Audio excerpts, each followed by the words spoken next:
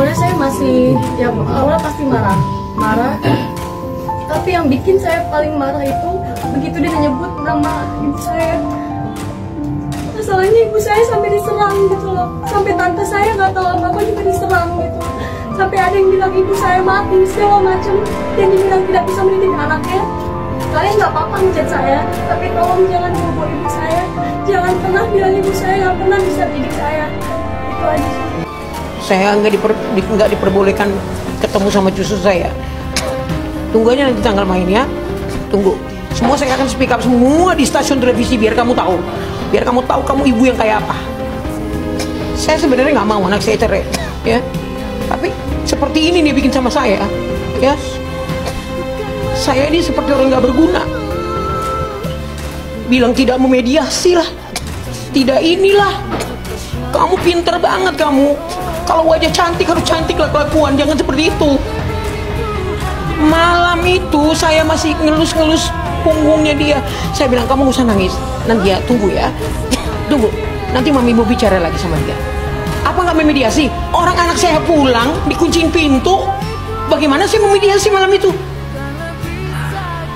Saya aja kaget disuruh pulang sama anak saya yang perempuan, sama kakaknya Pigon. Pulang mami. Sakit hatiku, adikku dibully sedunia. Apa perlu saya ceritakan yang detail-detail supaya kamu malu enggak? Ya, saya ingatkan kamu. Ada banyak yang kamu sakiti keluarga saya. Bukti pret. Kau wanita terhebat bagiku, tolong kamu camkan itu. Hebat, pasti. Udah ketahuan selingkuh masih diterima, padahal udah pakai surat perjanjian. Tapi kadang-kadang laki itu nggak mikir ya, nggak tahu gitu loh kenapa bisa selingkuh padahal punya istri tuh udah mendekati sempurna. Padahal kalau dipikir-pikir tuh, dia selingkuh tuh cuma menyusahkan dirinya sendiri. Harta habis, rumah tangga hancur berantakan, nama jelek, karir terancam. Toh nggak para laki-laki di luar sana, kalau hidup kalian tuh adem-adem aja, jangan dibikin ada masalah, jangan dicari-cari itu masalah. Emangnya nggak capek main kucing-kucingan harus punya hubungan terlarang? Padahal yang halal yang sah ada loh. Dan nggak kurang juga, nggak kekurangan juga gitu. Ingat ya mas, gue ngefans banget sama lu dulu. Melihat lu begini sekarang, mohon maaf, respect gue hilang. Beda istri, beda rezeki, tolong kamu camkan itu. Sebagaimana kita pengen diampunin sama Allah, ya kita juga harus bisa ampunin orang.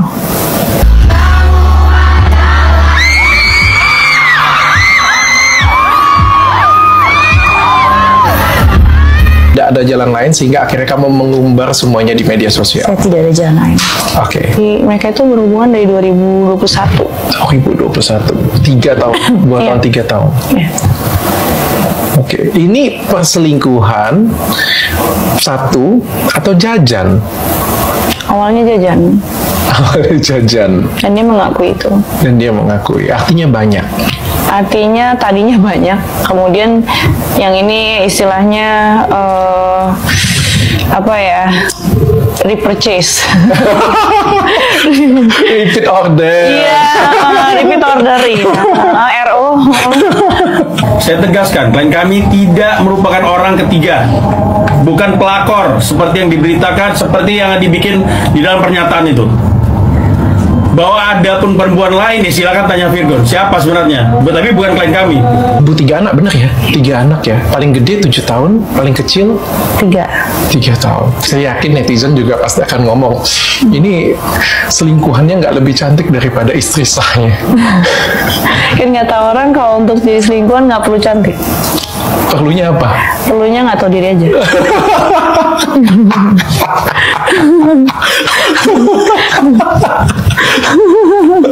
Kata netizen. Netizen kita kan ajaib-ajaib itu kata-katanya. Iya. Lucu. Mungkin kalau dia lebih secara fisik gitu ya, lebih dari aku gitu, juga dari keluarga, maksudnya dari latar belakang yang baik-baik, mungkin aku masih bisa, ya udahlah gitu. Kalau emang dia mau nikah lagi, dia mau poligami, ya udahlah gitu, walaupun caranya salah. Kamu bersedia? Bersedia kalau memang dia dari perempuan baik-baik, kalau memang dia perempuan baik-baik. Tapi kan masalah tidak ada perempuan baik-baik yang mau sama suami orang. Tapi kamu masih mau memaafkan dengan beberapa term of condition ya kayak gitu punya. Apa sih alasan kamu? Karena Allah aja Maha Mengampuni. Kok ketawa dong? Kamu baik banget. Iya, habis gimana? Maksudnya Ya kita kan di hadapan Allah semuanya sama-sama hamba, sama-sama pendosa, bukan? Sebagaimana kita pengen diampunin sama Allah, ya kita juga harus bisa ampunin orang. Setuju nggak? Saya nggak bisa berkata-kata. Waktu ketemu dengan dia buka cadar, aku langsung ngomong Masya Allah. Sumpah aku yang non muslim aja aku bisa ngomong Masya Allah, cantik banget. Iya, sumpah. betul. Yang kayak gini punya kok bisa, aku bilang. Ini kelilipan atau apa nih, gue bilang kan. Tapi gue cewek juga ngeliat juga cantik banget sih. Cewek juga bilang iya, cantik banget. Gue bilang salah kode. Kan?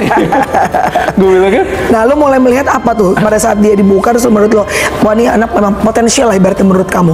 Enggak, itu kita sudah deal. Oh, udah deal apa tuh? Dari telepon kan sudah deal semuanya. Bahwa akan ada bisnis? Sudah akan ada, kita jadi brand ambassador, aku bantuin kayak gitu punya. Jadi nggak ada deal lagi di situ. Waktu pertama kali ketemu, aku cuma pertanyaanku pertama dengan dia adalah, Inara, kamu pengennya apa? Kamu pengen damai? Karena podcast kita kan bisa membunuh. Iya, betul. Caraku membawa itu bisa membunuh dia strateginya. Iya. Kamu maunya apa dulu nih? Kamu maunya damai? Kamu maunya baikan? Kamu maunya cerai? Kamu maunya perang? Atau kamu maunya apa nih? Jadi tujuan dia apa dulu ya? Aku coba bantu yang terbaik yang aku bisa kayak gitu. Bilang sepelit itu oleh netizen gitu Kak, karena beli gitar aja dibatasi apa gitu. Ya sewajarnya emak-emak emang pelit kan, demi ekonomi keluarga, demi anak-anak. Mengejutkan, berita terbaru hari ini. Setelah resmi mencabut permohonan talak cerai di pengadilan agama, penyanyi Virgon berencana melaporkan ke polisi berkaitan dengan Inara Rusli. Namun, kuasa hukum Virgon Sandi Arifin belum mengungkap apa nantinya laporan tersebut. Dalam waktu dekat, kami bikin laporan polisi dan kita akan pelajari dan kita lengkapi satu persatu, kata Sandi Arifin saat ditemui di Pengadilan Agama, Jakarta Barat. Saat ini Sandi masih menunggu Virgon datang dari luar negeri. Kita belum bisa sampaikan, wacana sudah ada di pihak kami di manajemen Virgon yang pasti berhubungan dengan Inara, ucap Sandi Arifin. Sebelumnya, Inara Rusli sudah terlebih dahulu melaporkan Virgon atas dugaan perzinahan di Polda. Laporan tersebut terdaftar dalam nomor LP-B-2423-V-2023-SPKT-Polda Metro Jaya. Tak hanya Virgon, Inara juga resmi melaporkan Tenri Ajeng, perempuan yang dituding berselingkuh dengan Plantinum, Dery Deprisku. Inara melaporkan Virgon dan Tenri atas pasal 284 tentang undangan dugaan tindakan pidana perzinaan nomor 1 tahun 1946.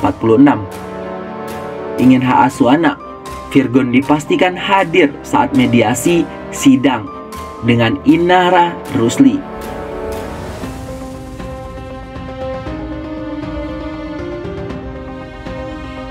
Virgon dipastikan hadir. Mau nggak mau, gua harus hadir saat mediasi sidang cerai Inara Rusli. Sebelumnya Virgon sempat mencabut permohonan ikrar talak sesaat kepada Inara dan dikabulkan Majelis Hakim PA Jakarta Barat. Namun, pencabutan ini bukan berarti Virgon ingin rujuk. Sang penyanyi akan memasukkan gugatan baru dengan permintaan hak asuh anak.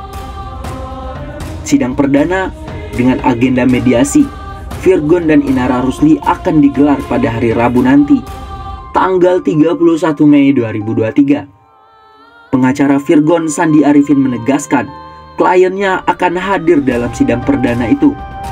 Saya sudah sampaikan pada saat sidang pertama, dia harus hadir dan menyampaikan kepada majelis hakim yang terhormat bahwa dia serius dan harus menunjukkan bahwa dia ingin meminta anaknya di perwakilannya terhadap klien kami, ujar Sandi saat ditemui di grid.id di Pengadilan Agama Jakarta Selatan. Sandi menjelaskan kalau kehadiran Virgon di momen mediasi ini merupakan langkah yang sangat penting untuk menunjukkan keserius kliennya dalam memperjuangkan hak asuh anak. Karena kan pada saat sidang pertama, kalau dua-duanya hadir, pasti akan ditunjuk hakim mediasi di luar hakim yang menyediakan nantinya. Di hakim mediasi tersebut, pada saat kita melakukan mediasi, ada namanya hakim mediator. Itu akan bertemu mereka berdua, jelas sandi. Saya menyampaikan kepada klien kami supaya tidak menyampaikan keinginannya, sambungnya. Diketahui, bila pengajuan hak asuh anak bukan hanya dilakukan Virgon, tetapi juga pihak Inara.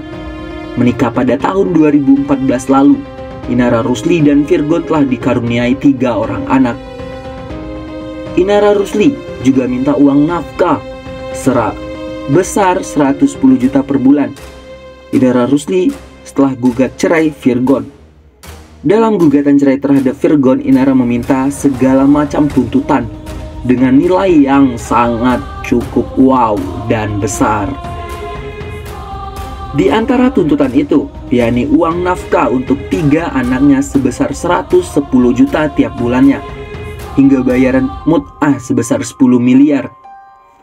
Inara Rusli yang sebelumnya terlihat pasrah, kini malah memutuskan untuk melakukan gerak cepat dengan menggugat cerai sang suami. Dengan mengajukan hak asuh anak dan beberapa poin yang lain diperjuangkan. Melalui kuasa hukumnya, Arjana Bagaskara, Inara Rusli resmi mengajukan gugatan cerainya terhadap Virgon pada tanggal 22 Mei 2023 kemarin. Secara mengejutkan, Inara Rusli memperjuangkan hak asuh anak serta meminta uang nafkah sebesar 110 juta per bulan untuk anaknya. Tak cukup sampai di situ, Inara Rusli juga menentukan bayaran mut'ah sebesar 10 miliar seperti yang diterangkum dalam 75 halaman berkas yang telah diajukan olehnya. Saya mewakili klien saya, yaitu Ibu Inara Idola Rusli, mengajukan cerai gugatan terhadap suaminya Bapak Virgon Putra Teguh. Tertanggal nomor perkara adalah 1622 dan telah terdaftar di Kapiteran pada tanggal 20 Mei 2023, kata Arjana Bagaskara dikutip dari salah satu channel ternama. Lebih lanjut, Arjana Bagaskara juga menjelaskan 3 poin utama yang tertera dalam berkas yang telah diajukan oleh Inara. Oleh karena itu, kami tidak hanya mengajukan cerai gugat, tapi juga poin-poin yang menyertai lanjutnya. Poin pertama yang ditulis oleh Inara yaitu meminta kepada Virgon untuk menjauhi minimal 10 kilo dari rumahnya. Pertama adalah terkait dengan meminta putusan selah kepada majelis hakim untuk memerintah Bapak Virgon menjauh paling sedikit 10 km dari tempat kediaman klien saya dan tempat kediaman anak-anak tuturnya. Lebih lanjut, Arjana Bagaskara menjelaskan bahwa pihak Virgon diminta untuk tidak mengibahkan harta bersama sampai putus terbilang inkrah. Kedua, memerintahkan bahwa Virgon untuk tidak menjual atau mengalihkan atau mengibahkan atau mewakafkan yang termasuk harta bersama sampai putus ini ikrah bebernya. Terakhir, Inara Rusli juga meminta tanggung jawab Virgon untuk rutin menafkahkan 3 buah hatinya. Yang ketiga, kami juga meminta dalam poin terkait dengan biaya permintaan dari ibu, biaya pemilihan rumah kemudian nafkah anak-anaknya. Lantas bagaimana menurut Anda?